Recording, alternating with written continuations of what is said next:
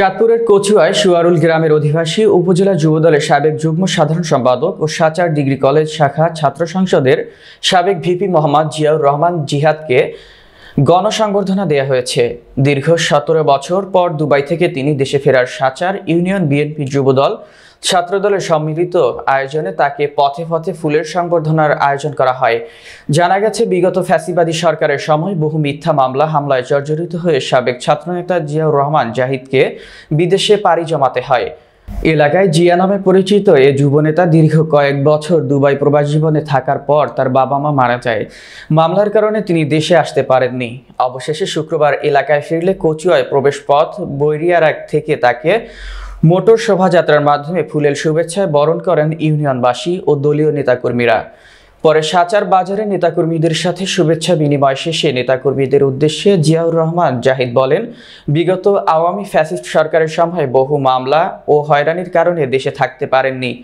দীর্ঘদিন পর আপনাদের ভালোবাসায় মুক্ত কচুয়ায় পা রাখলাম।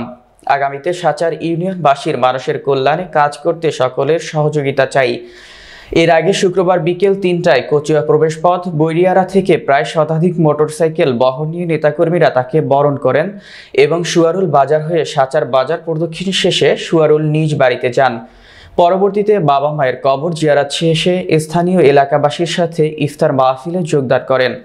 এ সময় কচুয়া উপজেলা যুবদলের সিনিয়র সহসভাপতি মোহাম্মদ মনির হোসেন, সদস্য আলী আরশাদ শিকদার, বিএনপি নেতা আবুল বাশার, সাচার ইউনিয়ন যুবদল সাধারণ সম্পাদক মোহাম্মদ সোহেল রানা, সাংগঠনিক সম্পাদক কামাল হোসেন, 3 নং ওয়ার্ড বিএনপি সাধারণ সম্পাদক মফিজুল ইসলাম প্রধান, ওয়ার্ড যুবদলের সভাপতি শরীফুল ইসলাম, সাধারণ সম্পাদক জমির হোসেন সহ এলাকার অসংখ্য নেতাকর্মী উপস্থিত ছিলেন।